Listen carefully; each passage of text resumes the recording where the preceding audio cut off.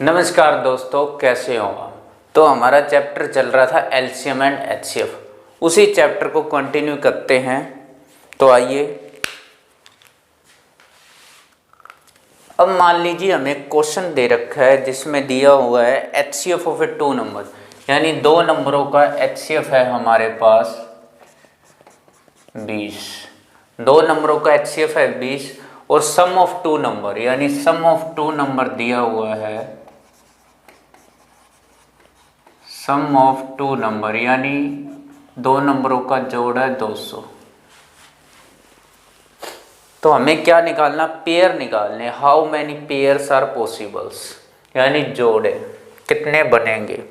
तो सबसे पहले मान लीजिए लेट दो नंबरों का अनुपात है ए अनुपात बी, यानी दो नंबरों का अनुपात मैंने ले लिया ए अनुपात बी। इससे पहले वाले क्वेश्चंस में हमने किया था, पिछले वाले क्लास में, जब हमें नंबरों का अनुपात दिया हो और हमारे पास एचसीएफ हो तो हम क्या करेंगे, उस अनुपात को एचसीएफ से मल्टीप्लाई करेंगे, गुणा करेंगे, तो हमारे पास क्या आ जाएगा, वो नंबर्स आ जाएंगे, ओरिजिनल नंबर्स आ जाएंगे। तो यहाँ पर भी हम ऐसे ही करेंगे, इन दोनों की एचसीएफ से मल्टीप्लाई कर दी, एचसीएफ से मल्टीप्लाई कर दी। अब ये क्या बन गई, ये फर्स्ट नंबर बन गया, ये दूसरा नंबर बन गया। अब करें, इन दो नंबरों का जोड़ दे रखे हमें 200, इनको जोड़ दो। एच ए प्लस में एच बी दे रखा है हमें 200, यानी H A plus B is equal to आ गया 200। और एचसीएफ हमें दे रखा है 20, तो मैंने यहाँ ले लिया 20, ए प्लस बी 200। तो ए प्लस बी की वैल्यू कितनी आ गई हमारे पास, 10 आ गई। ए प्लस बी की वैल्यू आ गई हमारे पास 10, यानी ए प्लस बी 10 आ गए। अगर ए प्लस बी 10 है तो ए और बी की वैल्यू क्या होगी, या तो ए 7 होगा, बी 3 होगा, या फिर ए कितना होगा, 9 होगा, तो बी 1 होगा। तो ये दो बन गए पेयर। तो जब भी हम पेयर बनाते हैं, ध्यान रखना, पेयर में जो नंबर लेते हैं, जैसे हमने ये दो नंबर ले रखे हैं, इन दोनों का एचसीएफ हमेशा 1 होना चाहिए। जिसका एचसीएफ 1 नहीं होगा वो पेयर पॉसिबल नहीं है। तो इन दोनों का एचसीएफ 1 है, तो ये दो पेयर बन गए। अब हमें कैसे पता चलेगा कि यही पेयर सही बने हैं, इसको पता करने के लिए हम क्या करेंगे, एचसीएफ से मल्टीप्लाई कर देंगे। देखो, अगर एचसीएफ से मल्टीप्लाई कर दूं तो मेरे पास क्या, ओरिजिनल नंबर आ जाएंगे, और ओरिजिनल नंबर का जोड़ हमें दिया हुआ है। तो मैंने क्या कर दिया, मल्टीप्लाई कर दिया, इसको 20 से, इसको भी 20 से, इसको भी 20 से, इसको भी 20 से। ये बन गया 140, ये 60 बन गया, ये बन गया 180, ये 20। अब देखो, ये फर्स्ट नंबर है, ये सेकंड, ये फर्स्ट, ये सेकंड। तो इन दोनों का जोड़ बन रहा है 200, इनका भी 200, और 200 में दिया हुआ है दो नंबरों का जोड़, यानी ये क्या हो गया, ये जो हमने पेयर लिए हैं वो बिल्कुल सही पेयर है। तो ये था अपना क्वेश्चन नंबर फर्स्ट।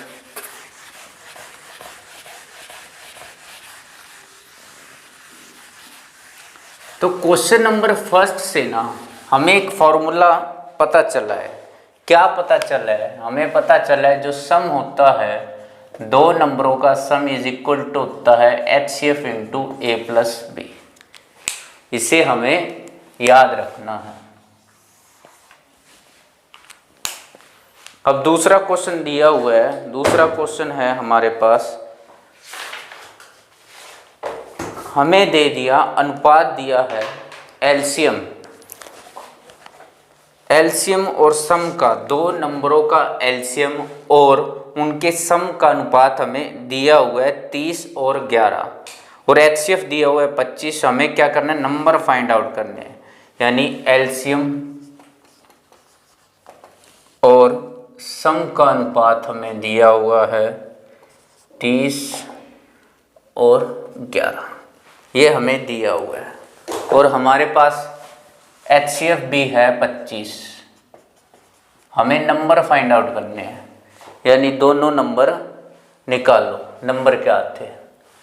तो सबसे पहले हमने पीछे वाली क्लास में पढ़ा था जो एलसीएम होता है, एलसीएम बराबर होता है HCF into A into B। ये हमने पीछे वाली क्लास में पढ़ा हुआ है। तो एलसीएम की वैल्यू पुट कर दो, HCF into A into B, और सम हमारे पास है H into A plus B। तो HCF दोनों में कॉमन है, तो ये मैंने काट दिया। यहाँ आ गया A इंटू B और A प्लस B। अब देखो A गुना B है 30 और A प्लस B है 11, यानी A और B हमने दो ऐसी वैल्यू लेनी है जिनको आपस में अगर मैं मल्टीप्लाई करूं तो मेरे पास 30 आ जाए, अगर उनको आपस में जोड़ दो तो 11 आ जाए। तो ये आ गया 6 और 5, 6 और 5, 6 पंजे 30 हो जाएगा, 6 और 5 11, ये हो गया। अब देखो हमारे पास क्या है, HCF दिया हुआ है 25, तो इसकी क्या करूँगा 25 से मल्टीप्लाई कर दूंगा, 25 पंजे 125, 25 के 150, ये हमारे पास आ गए दो नंबर। तो दो नंबर आ गए 150 और 125। तो ये हमारा था क्वेश्चन नंबर 2।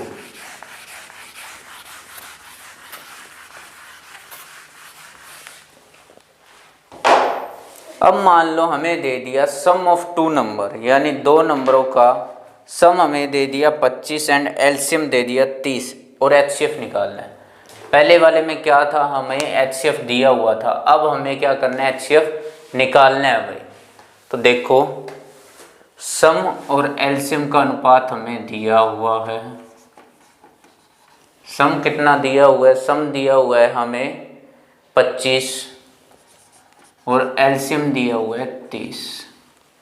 देखो सम का फॉर्मूला क्या है, ये होता है H into A plus B और एलसीएम का H into A plus B।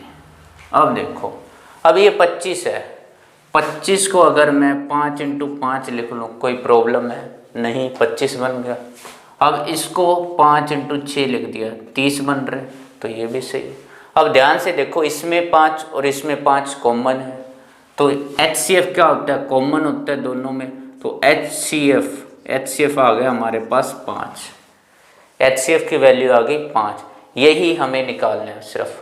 अब इसी क्वेश्चन में अगर बोलते भी नंबर भी निकालो, तो देखो A प्लस B आ गया 5, क्योंकि ये 5 बचे है, A प्लस B 5 है, A इंटू B आ गया 6, यानी A B को ऐसे टुकड़ों में बांटना है, अगर उसको जोड़ूँ तो 5 आ जाए, मल्टीप्लाई करूँ तो 6 आ जाए, तो क्या आ जाएगा 3 और 2, 3 दूनी 6, तो A की वैल्यू 3, B की वैल्यू आ गई 2 और HCF हमारे पास है तो 5 से मल्टीप्लाई कर दो,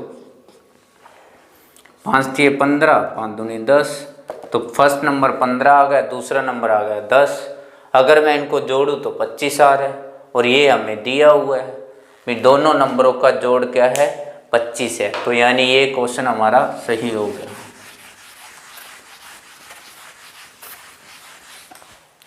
अब इसके आगे वाला क्वेश्चन करने से पहले एक फॉर्मूला है जो हमने फर्स्ट क्लास में किया था, क्या था, फर्स्ट नंबर इनटू में सेकंड नंबर किसके बराबर होता है, एलसीएम गुना में HCF के।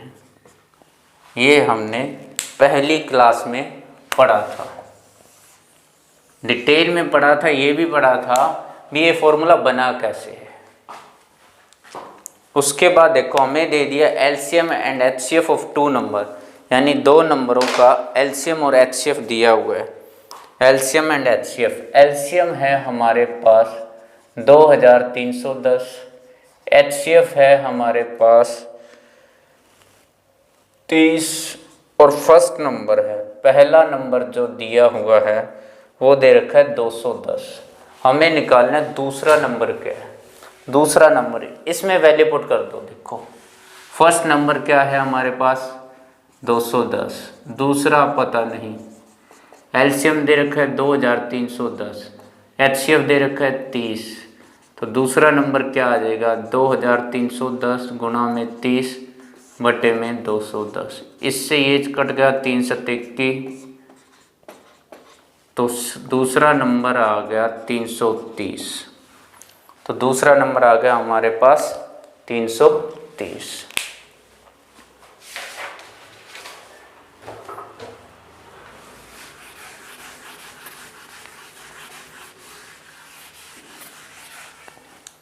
इसी में आगे देखो एलसीएम दे रखा है हमें, एलसीएम ऑफ 2 नंबर, यानी 2 नंबरों का जो एलसीएम है वो कह रहे हैं एचसीएफ के 12 गुने के बराबर है। यानी कह रहे हैं एलसीएम ऑफ 2 नंबर, 2 नंबरों का एलसीएम उन 2 नंबरों के एचसीएफ के 12 गुना के बराबर है।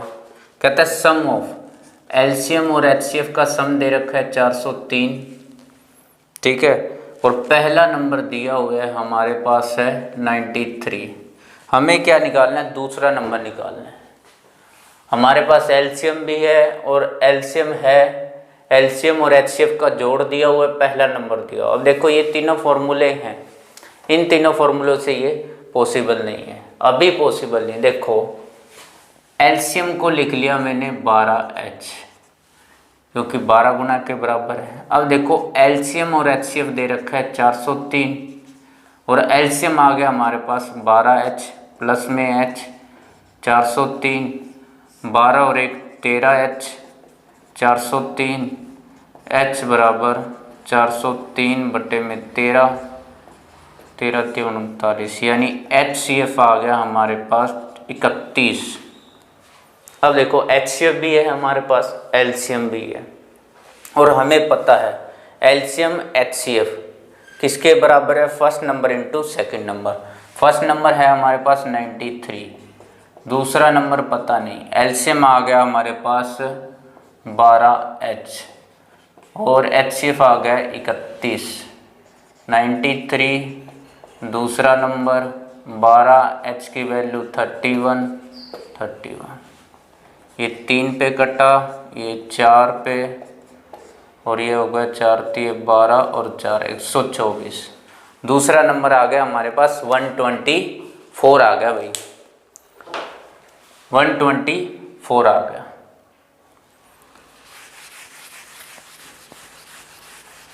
अब इसी क्वेश्चन को अगर हम रेशो से करें, रेशो से कैसे करेंगे, देखो हमें क्या दिया हुआ है, एलसीएम और एचसीएफ का अनुपात दिया हुआ है 12 और 1, 12 और 1 दिया हुआ है, और एलसीएम प्लस में एचसीएफ का सम दिया हुआ है 403, ये हमें दिया हुआ है। देखो इसका मतलब क्या है, देखो एचसीएफ 1 है और एचसीएफ का 12 गुना क्या है, एलसीएम है, तो मैंने ऐसे लिख लिया, अनुपात में लिख लिया। अब देखो ये सम है 2 नंबर का, ये भी सम है, तो 13 बराबर आ गया 403 और 1 बराबर आ जाएगा 403 बटे में 13 यानी 31। तो HCF आ गया हमारे पास 31, और हमें LCM और HCF का अनुपात दिया हुआ है। LCM और HCF का अनुपात क्या दिया हुआ है, 12 और 1, और LCM का फार्मूला क्या है अभी, H इंटू में A इंटू में B, और HCF को एज इट इज रख दो। देखो ये फॉर्मूला, अब इस H से H कट गया, यानी A गुना B क्या आ गया हमारे पास, आ गया 12, A गुना B क्या आ गया 12। अब 12 को 2 टुकड़ों में काटना है, अपन ने 2 टुकड़ों में बांट दिया, 4 और 3, 4 और 3 हो गया, 1 हो जाएगा, 12 और 1, और 1 हो जाएगा 6 दूनी 12।